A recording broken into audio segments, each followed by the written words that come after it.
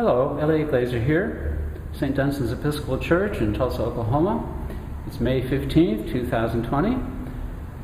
I'm here with some more music to give you something to do while we're all quarantined in our homes. And I thought I'd do something a little bit different today. This is a concert of music that's related to my becoming a church musician. I grew up in a family of amateur musicians. Both my parents were pianists, and in fact my dad worked his way through an Ivy League college playing in honky-tonks and so on. But he also, while I grew up, had an electronic theater organ in our home, and I remember him playing some things besides, jazz tunes and so on. He would. One of the things he used to play was Jesu Joy Man Cesare by Johann Sebastian Bach. And as I learned to play the piano on my own, I grew to love Bach's music, and when in high school I decided that I was going to become a musician. I was going to be a composer, but one of the interesting things that I was fascinated by Bach's music and tried to imitate it and tried to write music like him.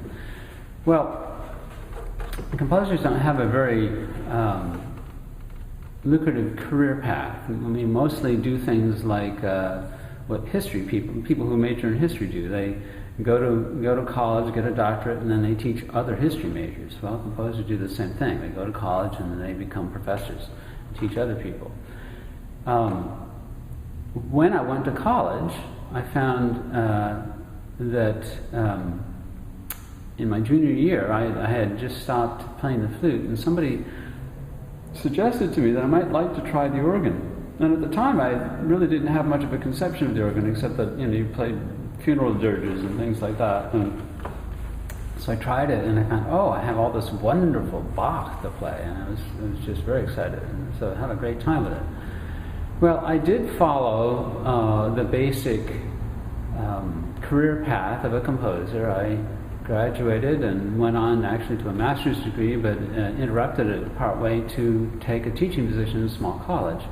And after a couple of years found that really wasn't what I wanted to do with life. But by then I had become an organist, and I found I could support myself as a church musician. So it's kind of a different way of getting there. And of course I've had some other sidelines as well over the years, but church music has remained a constant since then.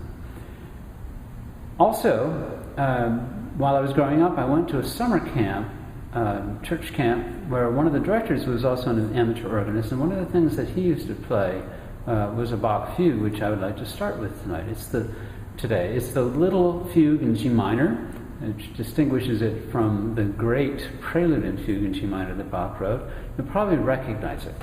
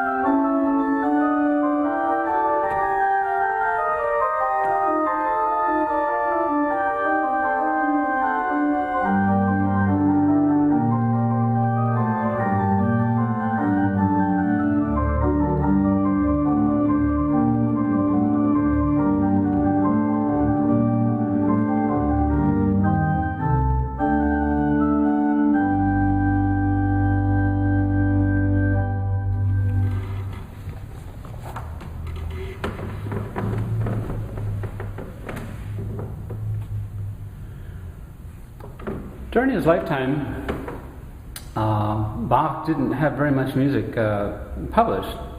Mostly it was keyboard music, because that was the thing that sort of helped increase your fame around the world. But the very last thing that was published during his lifetime was a set of 6 chorale preludes by the publisher Schubler. So they're called the Schubler chorales. And what they mean when they say a chorale, it's actually what we call a chorale prelude, which is a piece of music based on a hymn tune, a chorale tune. And these 6 were very unusual in that they were all transcriptions of music that he had written originally as part of his cantatas. And the vast majority of the music that Bach wrote during his lifetime was liturgical music for churches. And these cantatas, we don't really know how many were written, because many of them were lost, but I think something in the region of 150 survive at this point. They were pieces of music that would be written on the subject of whatever the liturgical occasion demanded. And so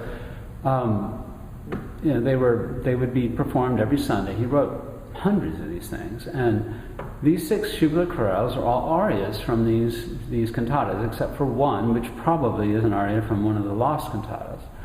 The one I'm going to play today is very well known. It's called Sleeper's Wake.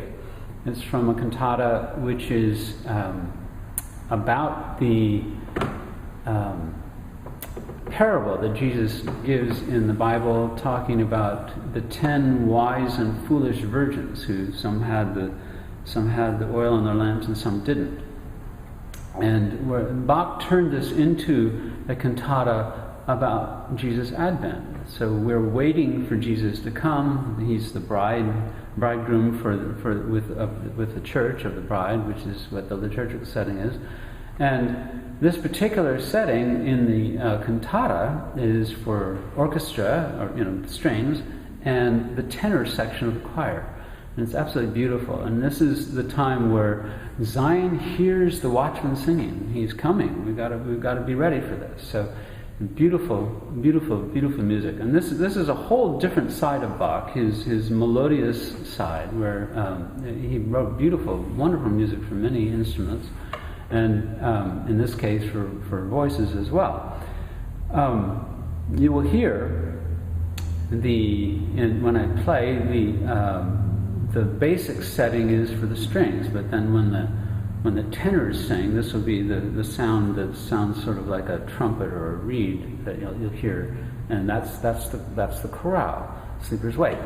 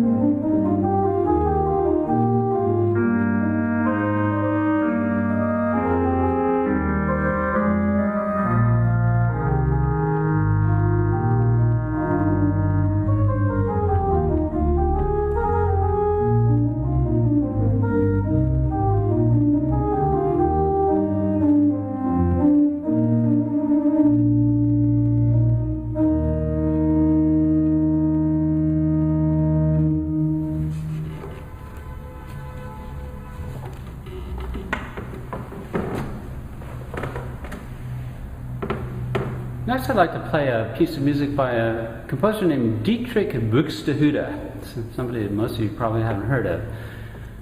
Buxtehude was a very interesting fellow. He lived about 30 years earlier than Bach, and when Bach was about 20 years old, just after he'd finished school and was shortly into his second musical appointment, he took a journey to see Buxtehude. Well, this journey was 250 miles. He went on foot both ways. And he took a 4-week leave of absence from his employer. And 4 months later, he actually came back. He almost lost his job over it. Well, Buxtehude was right at the end of his life. He died maybe a year and a half after Bach's visit. But Bach was clearly influenced by Buxtehude's music, and we can only assume that he not only observed him, but talked with him, and maybe even spent some time under his tutelage.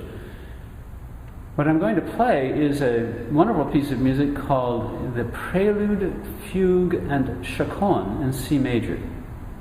Now, during this time, it was quite customary to create these two-part pieces of music, a prelude and a fugue.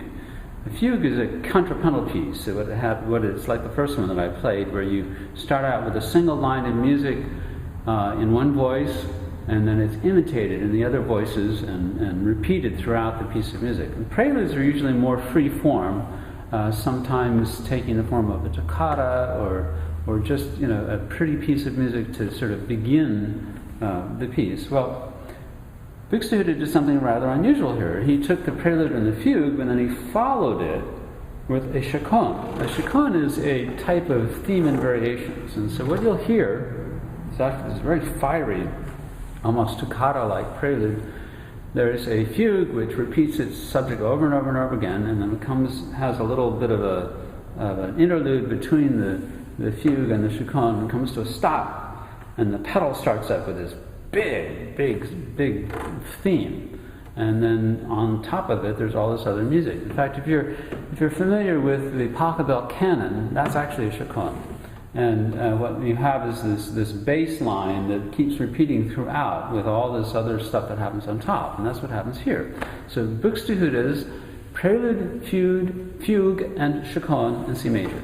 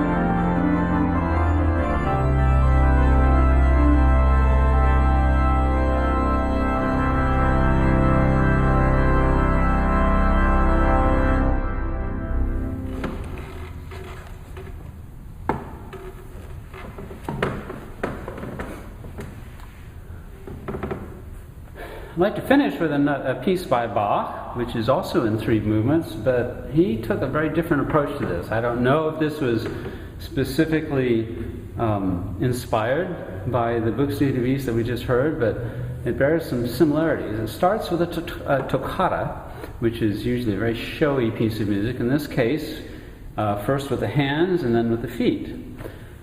After that, it launches into this beautiful, wonderful, rollicking, both hands and feet together. It just goes on for a while. It's a really, really cool piece of music, one of my favorites. Then the second part is an adagio. This is another melodic piece of music, and it could be an oboe or a viola or something with a string background, or even a flute, perhaps, in a trio sonata. And it's a very, very beautiful piece of music. And after a little interlude there, it ends with the fugue. So this is a little different. Instead of adding the chaconne on the end of a prelude and fugue, Bach has a prelude and fugue with a little extended, actually, interlude in between that's very quiet. So this kind of prefigures what you might think of as sort of a sonata, if you will, in more recent times by Mozart or Beethoven or on up to the present. So we have a loud and fast first movement, a very quiet second movement, and then a loud and fast last movement. So this is the Toccata, Adagio, and Fugue by Bach.